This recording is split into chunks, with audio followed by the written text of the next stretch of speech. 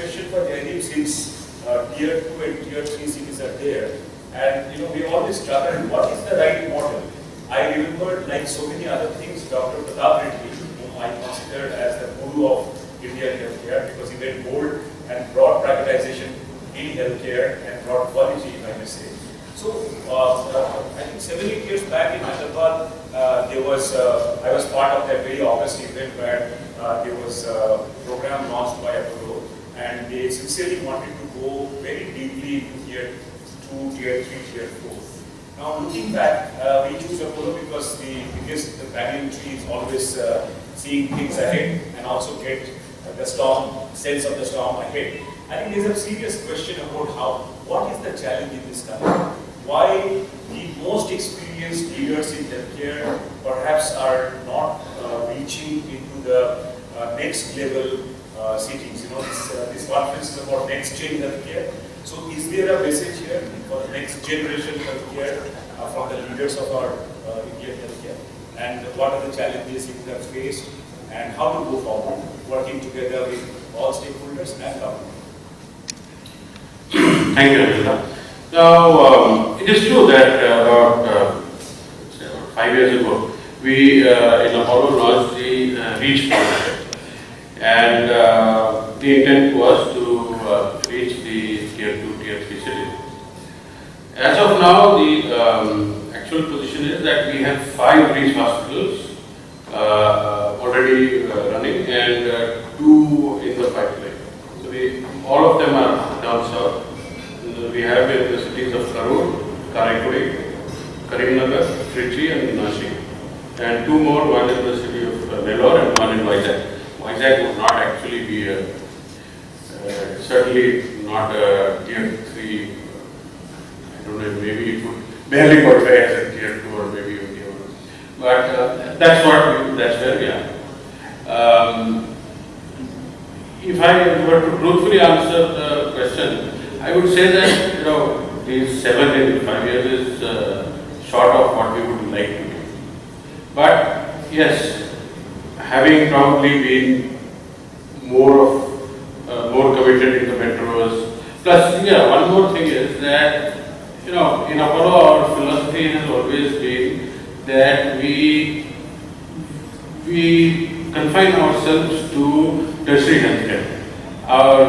We have never gotten into secondary healthcare actually, because when Dr. Reddy founded the group, he was very clear that we are not here to compete with the nursing homes and secondary healthcare providers, which in his opinion, at least in those days, at least there is a reasonably adequate amount of supply, whereas in the tertiary healthcare area there was a huge gap. So we have normally confined ourselves to the tertiary healthcare space. Now, marrying this concept of tertiary healthcare with the tier 2, tier 3 cities has been a little tricky. We've always tried to keep ourselves within a bandwidth of if the investment is too much or the human resources has been, of course, one challenge. And ultimately, the question is whether these the hospital that we set up will be the right kind of fit for the location where it is. So, let's say there has been a good amount of learning for us over the last few years. Hopefully, in the days to come, we will have, from the 7, we will have 70. Excellent. I think, thank you very much, Jaideep. 7 to 70, we'll remember that. And that's the way to paint a dream. I think Apollo can say that because it has made many dreams a reality for healthcare sector in the last 3 decades, from 83 I think. So it's about 3 decades. I would say from my own experience, since I have the privilege from even CII forum, we debated and researched a lot. I think the payback period, see this is, healthcare is also when investors are investing. The challenge in healthcare is that unlike other industry, like automobiles for example, where you have a car at the end of the supply chain. Here in healthcare, so-called industry, you have a human body at the end of the supply chain. In dire need of care, whether it's diagnosis, therapy, etc. And not only only that, surrounded by year and year ones who are in great personal worries and agony. This is the challenge of, this is the unique challenge of this sector, which often, while making business plans and other things, we tend to forget. It consumes a lot, it needs a lot of attention, and I think the institutions which have over the years, to quote from the famous book, built to last and they have survived, they have shown also a lot of care, which comes out in quite a few of your slogans and other things, and also actual actions. But the payback period in healthcare is generally longer than most other industries, not less than perhaps 10 years. So government also has played its role. You know, there has been a lot of, we have taken up, we have discussed both sides, and last year it happened, the hospitals were brought under the infrastructure status. Though practically the implementation has not really taken off, therefore we are now taking up the new government as to how RBI and other financial institutions can help in bringing funding, and the infrastructure status in terms of tax holiday, etc., can be really implemented. Maybe that's one of the key reasons the Tier 2, Tier 3 has not seen a tertiary high-class model, more than what they should. But 7 is not 0, 7 is a good number, and I think it's a way to go, but there are bright spots ahead. At this juncture, I would like to request Shuchin to share your experience here. Mostly, I think Cygnus has been mostly in the state of Haryana, so the North Indian experience. Just a little bit personal thing.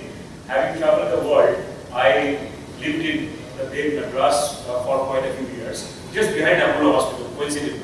As one of the guys who used to go to the back gate into Apollo. And then I came to Delhi. This is not bad.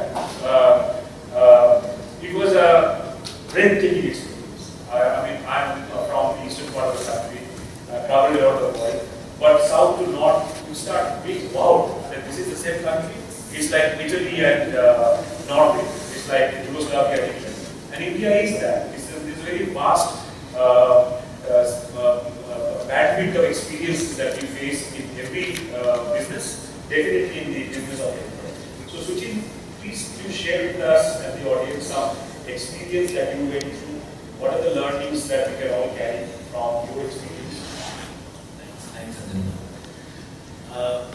As you correctly said, the big chains are struggling to find the correct model. We've been listening to this in many conferences over the last few years, that the future is in tier 2, tier 3, you have to go there. But everybody has struggled to find the exact model, how you can go there and how you can ensure proper return of investments for your investors, for your stakeholders. And I feel that this is what Cygnus has been able to crack in the past few years, in the last 3 years that we've been here. See, we all feel that seeing is believing. If you see something, you start to believe it. But in our team, we felt that we should reverse it. We started believing in it, and then we started seeing it, that this is what we are supposed to do. So we believed in ourselves that we need to go to the tier 2 towns where there is no healthcare available right now.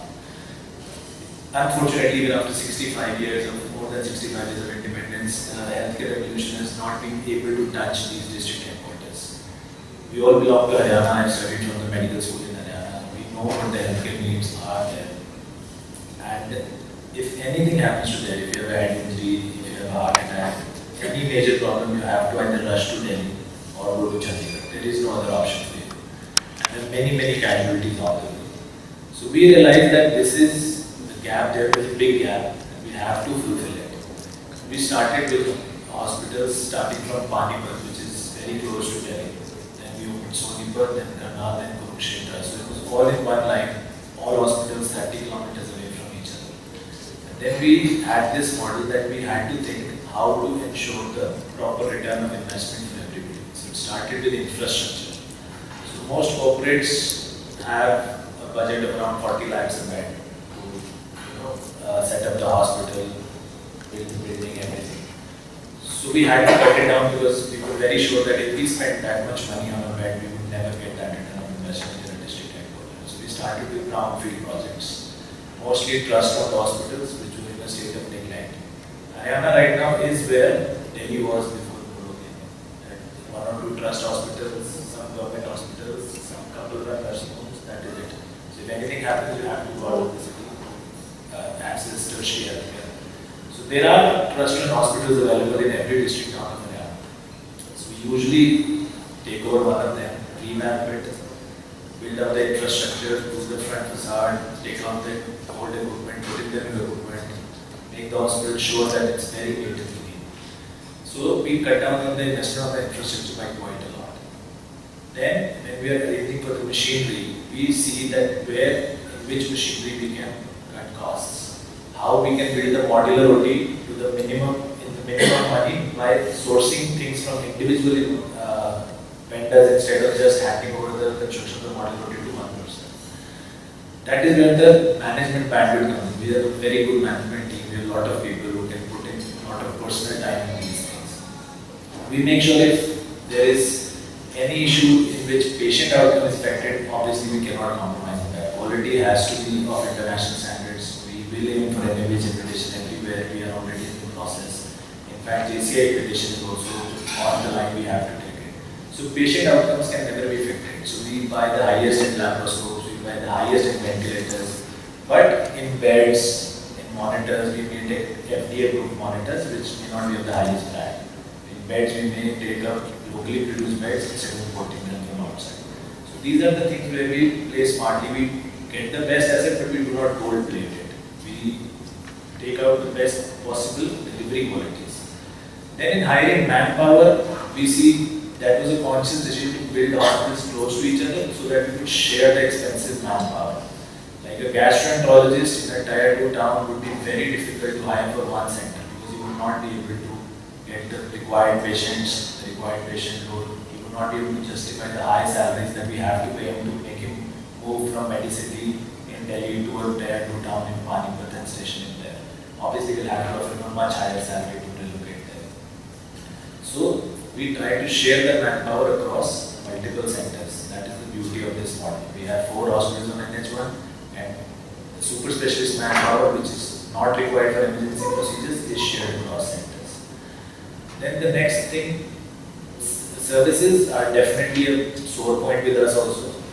I think all of us agree that the medical education in India is at par with the best. We produce the best doctors, but nurses and paramedical are slightly wanting. We need to have much